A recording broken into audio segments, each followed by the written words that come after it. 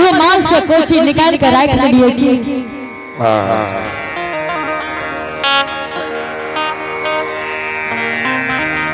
सामी है। हाँ सोचलिए बेटा दुनिया से चल बेटा के मुट्ठी चुरा रख की याद यही बड़ा जतन से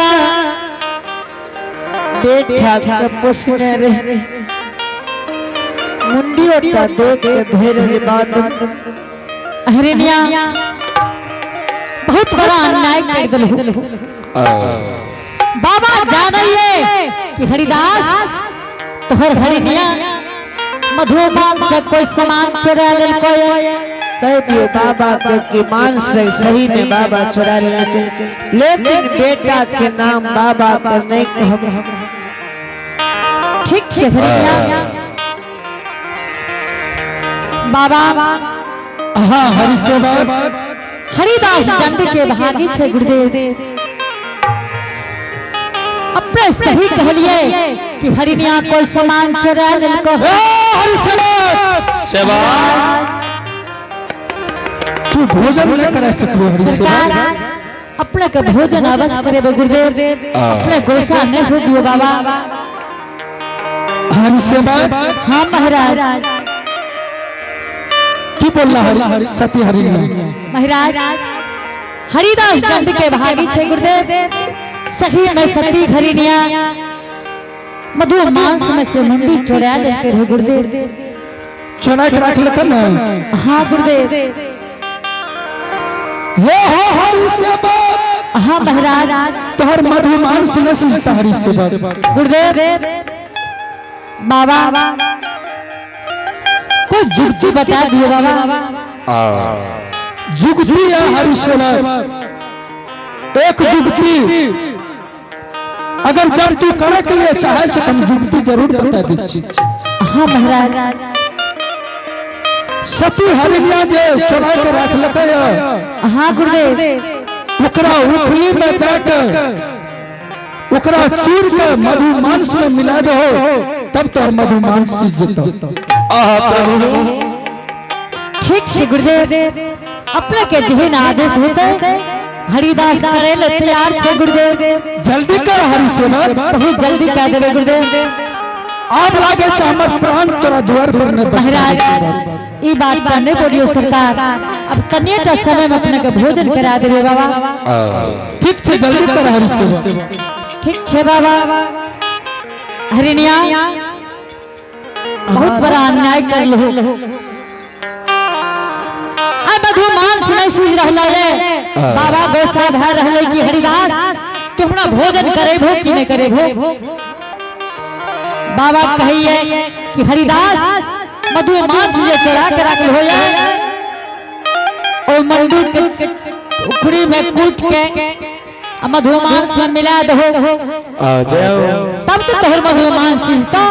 नहीं तो मधु मांस नहीं सीजता स्वामी। हाँ एक सुगा सन बेटा संसार से गिर सोचलिए कि मुंडियों का देख के धीरे बाद भगवान के लीला आए ठाकुर जी स्वामी। हाँ हरिनिया आग के लहर पैन से शांत भा जाई ई दुनिया में कोई के लहर स्वामी शांत नहीं हुई बात ठीक कही छो हरिनिया लेकिन जल्दी से कूट के मिला दो बाबा बहुत गुस्सा भा रहलो ठीक से स्वामी।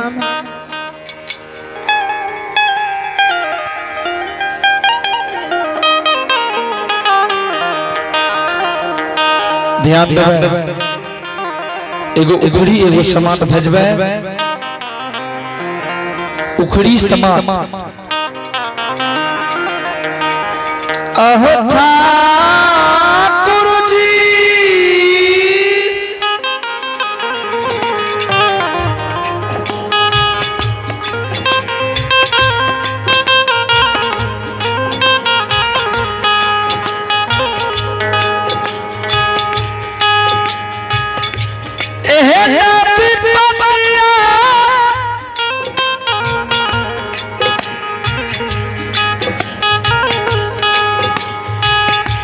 चेपक देला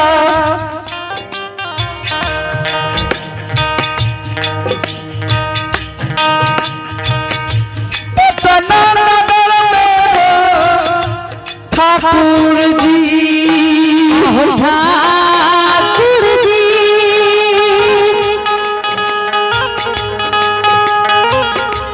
बड़ा दुख देला बड़ा दुख देला हो बड़ा दुख दिल हो ठाकुर जी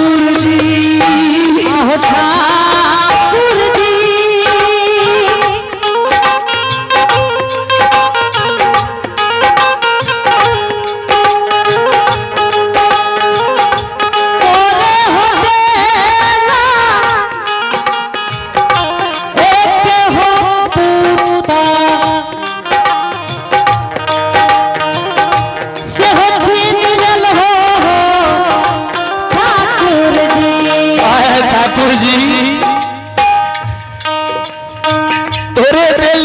तोरे खिले या भोजन बना के हर दुनिया में एक पुत्र दिल हो रंजित कुमार करो तुम बना दिल हो तो अपन ले ख्याज बोले अहो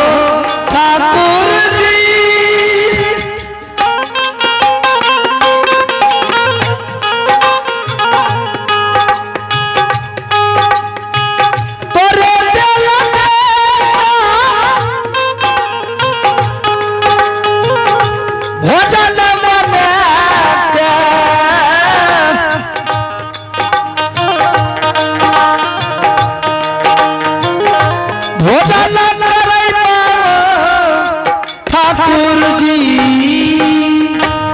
भगवान ऐ दुनिया संसार में कोई बेटा हमरा सन अभागिन मां नहीं दी भरले जवानी में हो भगवान हे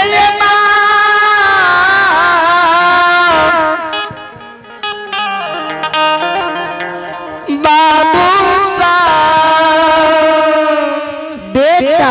मुंडी कुटी जकरा कहिए कि पीर कुटल जाई आए हे भगवान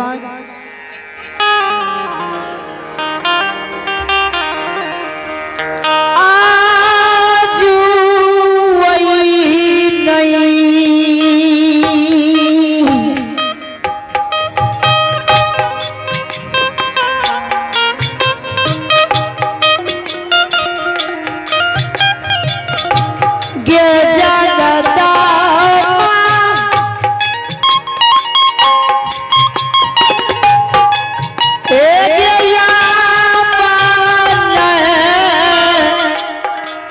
भगवान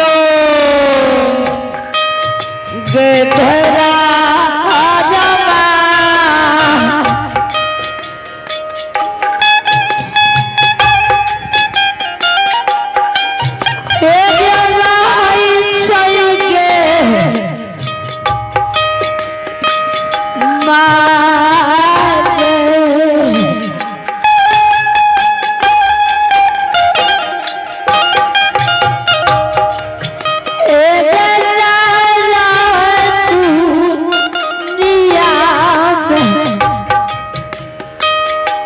गैया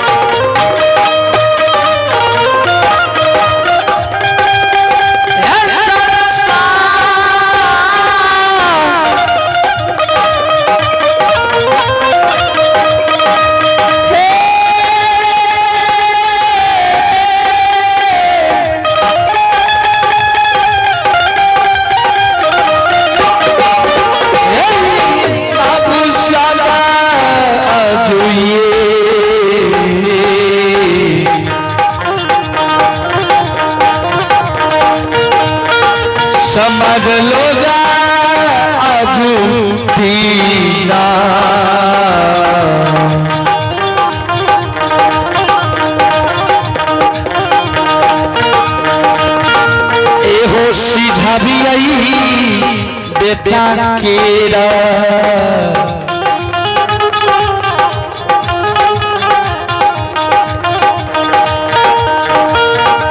ऐसे जाने बेटा केरा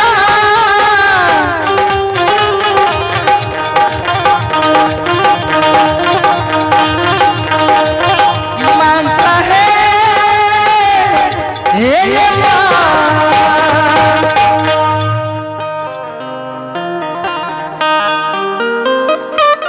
स्वामी। हाँ हरिनिया आप जात पटना नगरी में नहीं बच हरिनिया सच की बात भले जलावन जलल जा रहल बेटा